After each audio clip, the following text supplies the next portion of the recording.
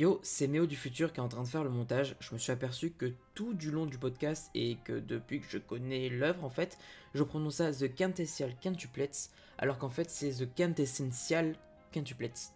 Voilà, désolé, c'était pour me corriger. Peace. Bonsoir à tous et à tous. Nous sommes le vendredi 8 mars et le curry que je te propose aujourd'hui est The Quintessential Quintuplets. この選択をすることは正しかったのだろうか。そんなことを考えるにはあまりに短すぎた。 Avant de commencer, n'hésite pas à nous suivre sur Twitch, c'est très important pour nous. Mais tu peux aussi nous suivre sur Insta et Twitter, tous les liens seront dans la description de ce podcast. Alors, The Quintessential Quintuplets. Il s'agit d'un shonen avec pour genre la comédie romantique et la tranche de vie, et pour thème l'école, le quotidien et le harem.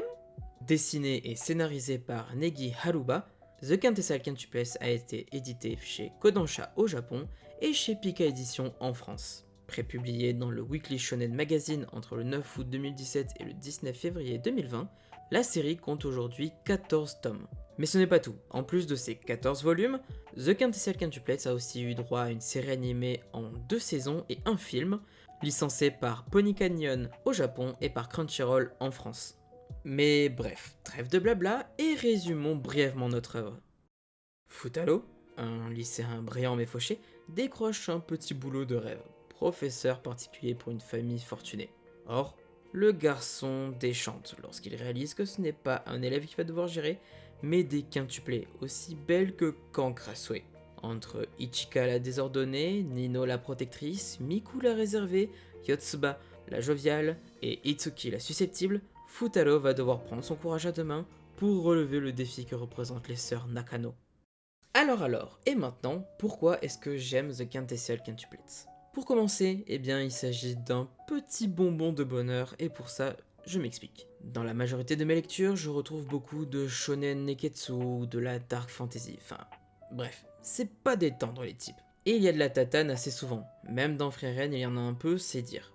Alors du coup, ce coup-ci, je me suis dit, tiens, pourquoi pas lire juste quelque chose avec une histoire d'amour, et je n'ai pas été déçu le moins du monde. En effet, l'histoire de The Quintessential Quintuplets est d'une grande douceur et m'a apporté beaucoup de réconfort à une période où je n'allais pas super bien. Dis-toi que ça a été un point où j'ai lu les 14 tomes de la série en moins de 15 jours, tant j'étais absorbé par l'histoire, et je dois avouer que je ne m'y attendais pas. Ensuite, comment dire qu'un manga est bon s'il n'y a que l'histoire de cool ? Eh bien ici, les dessins sont très bien faits. Il n'y a pas de fulgurance ou quoi que ce soit de fabuleux, mais ils sont tout doux.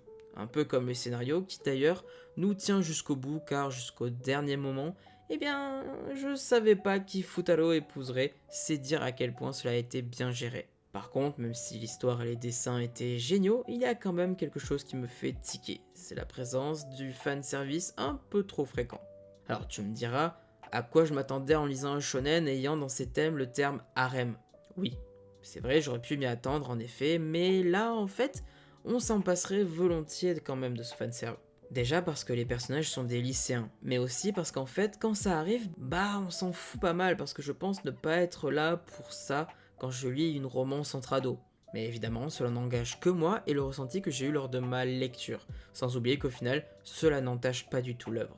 Pour conclure, fonce lire ou regarder The Quintessential Quintuplets, car cela t'apportera, je pense, une petite touche de lumière et de guimauve à ton quotidien, et crois-moi, en ce moment, on en a tous besoin. Pour retrouver The Quintessential Quintuplets, tout d'abord tu peux retrouver les 14 volumes de la série en librairie, tout simplement. Et concernant l'anime, tu peux te rendre sur Crunchyroll pour voir les 2 saisons disponibles. Le film cependant n'est pas encore disponible sur les plateformes, donc je ne saurais pas quoi vous conseiller pour le voir, désolé. Et voilà, tu sais maintenant quoi lire et ou regarder durant les 2 prochaines semaines. Et maintenant moi je n'ai plus une chose à vous dire, ciao.